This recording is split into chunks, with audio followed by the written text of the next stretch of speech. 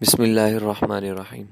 سوال یہ پوچھا گیا تھا کہ اگر کوئی شخص صبح سحری کھا رہا تھا اور کھاتے کھاتے وقت کا پتہ نہ چلا کہ وقت گزر گیا، بعد میں پتہ چلا کہ جس وقت میں لقمے کھا رہا تھا اس وقت تو سحری کا وقت ہی ختم ہو چکا تھا، تو اب اس شخص کے روزے کا کیا حکم ہے؟ تو اس کا جواب ذکر کرتا چلوں، یہ گمان تھا کہ صبح ہوئی نہیں اور اس نے کھانا بھی کھایا، پانی بھی پیا اور دیگر معاملات کیے، حتیٰ کہ ان تمام چیزوں سے اجتناب نہ کیا جو حالت روزہ میں حرام ہے۔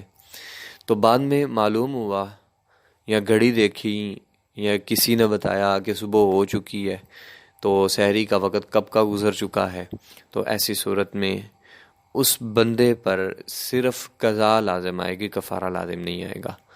تو اس روزے کے بدلے میں اسے ایک اور روزہ رکھنا پڑے گا، جیسا کہ در مختار وغیرہ میں اس مسئلے کو بیان کیا گیا ہے۔ تو در مختار میں جیسا کہ کتاب الصوم باب ما یفسد الصوم و ما لا یفسد میں اس مسئلے کو بیان کیا گیا۔ واللہ اعلم بالصواب۔